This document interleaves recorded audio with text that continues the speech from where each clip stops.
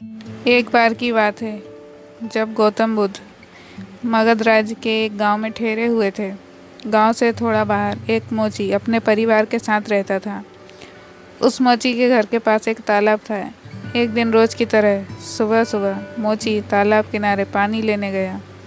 वहाँ उसने तालाब में एक बहुत ही अद्भुत पुष्प देखा। वह पुष्प देखने में बहुत ही सुंदर था और चमत्कारिक भी प्रतीत हो रहा था। मोची ने तुरंत ही अपनी पत्नी को बुलाया और वह पुष्प उसे दिखाया। मोची की पत्नी आध्यात्मिक और धर्म आस्था रखने वाली थी। वह पुष्प को देखते ही समझ गई कि जरूर कल यहाँ गौतम बुद्ध जी गुजरे होंगे। उन्हीं के प्रताप से पुष्प खिला है। पुष्प को चमत्कारिक मानकर मोची ने एक योजना बनाई। उसने अपनी योजना के बारे में पत्नी को बताया कि वह इस पुष्प को राजा को देगा और उनसे खूब सारी स्वर्ण मुद्राएं लेगा।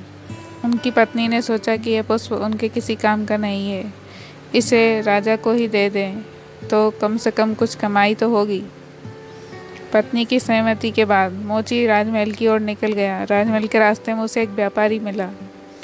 मोची के हाथ में पुष्प देखकर वह रुक जाता है। वह मोची से पूछता है कि भाई, ये पुष्प लेकर कहाँ जा रहे हो? मोची कहता है, मैं यह पुष्प लेकर राजा के पास जा रहा हूँ। इसे राजा को भेंट करके मैं राजा से मुँह मांगा इनाम लूँगा।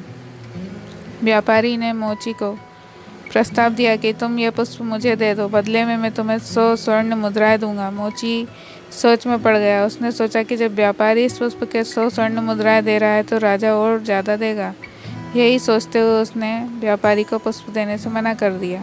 थोड़ा आगे चला ही था कि उसे रास्ते में राजा आते हुए नजर आए, जो गौतम बुद्ध के दर्शन के लिए जा रहे थे।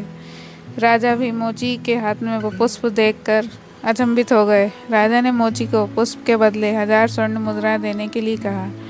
यह सुनते ही मोची के मन में एक अजीब सी चेतना आई और वह राजा को पुष्प न देकर दौड़ता हुआ सीधे महात्मा बुद्ध के पास पहुंचा।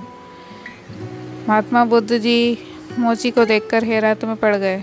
उन्होंने मोची से पूछा तो मोची ने उन्हें सारी बात बताई। इसके बाद मोची ने वह पुष्प महात्मा बुद्ध के चरणों में अर्पित किया और उनसे कहा कि पहले तो मेरे मन में पुष्प को लेकर लालच आ गया था, लेकिन अब मैं समझ गया हूँ कि जिसकी छाया पड़ने से एक पुष्प इतना दिव्य हो गया हो, अगर उसकी शरण में मैं चला जाऊँ तो मेरा जीवन भी धन्य हो जाएगा।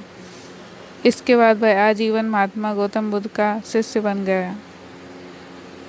इस कहानी से हमें शिक्षा मिलती है कि हमारी ज़िंदगी में हमें बहुत से चीज़ें अपनी तरफ आकर्षित करती हैं, लेकिन हमें उनके लालच में फंसकर अपने ज्ञान का प्रयोग करके अपने जीवन में सही राह को चुनना चाहिए। लालच में नहीं फंसना चाहिए।